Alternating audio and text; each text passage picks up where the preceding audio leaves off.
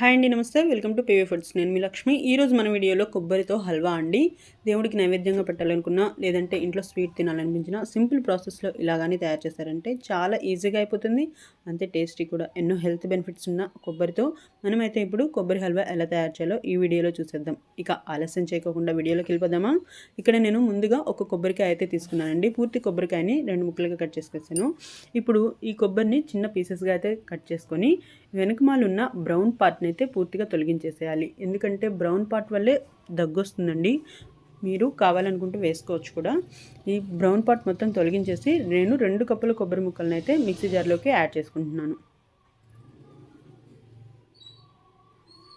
ఇలా మొత్తం మిక్సీ పట్టేసుకున్న తర్వాత మీరు కావాలనుకుంటే ఇక్కడ కొబ్బరిని తురుముకొనైనా తీసుకోవచ్చండి.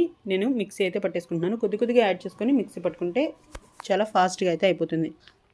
స్టవ్ ఆన్ చేసేసి కడాయి పెట్టి కడాయిలో 2 టేబుల్ స్పూన్ల వరకు నెయ్యి యాడ్ చేసుకొని దీంట్లో మనం కావాల్సిన డ్రై ఫ్రూట్స్ అయితే యాడ్ చేసుకొని ఫ్రై చేసుకోవచ్చు. ఇక్కడ నేను 2 టేబుల్ స్పూన్ల వరకు జీడిపప్పులు యాడ్ చేసుకున్నానండి. ఈ జీడిపప్పుల్ని పూర్తిగా ఫ్రై చేసేసుకొని పక్కకు తీసేసుకోవాలి. ఇలా ఫ్రై అయిన తర్వాత మనం వేరొక గిన్నెలోకి మార్చేసుకుందాం. ఇప్పుడు ఇదే కడాయిలో మనం ముందుగా తురిమి పెట్టుకున్న కొబ్బరి అయితే యాడ్ చేసుకోవాలి. ఈ కొబ్బరి మొత్తాన్ని 2-3 నిమిషాల పాటు ఫ్రై చేసుకోవాలండి.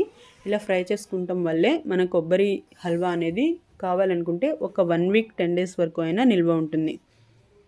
ఇలా 2-3 నిమిషాల పాటు ఈ కొబ్బరి మొత్తాన్ని ఫ్రై చేసుకున్న తర్వాత 2 కప్పుల కొబ్బరికి ఇక్కడ 1 కప్ వరకు నేను బెల్లం యూజ్ చేస్తున్నానండి. మీరు కావాలి అనుకుంటే ఇంకొంచెం కూడా యాడ్ చేసుకోవాలి. ఈ బెల్లం కూడా పూర్తిగా కరిగేంత వరకు మనం నిదానంగా కదుపుకుంటూ ఫ్రై చేసుకోవాలి. ఈ బెల్లం మొత్తం కరగటానికి కనీసం 6 నుంచి 8-9 నిమిషాల వరకు సమయం పడుతుందండి.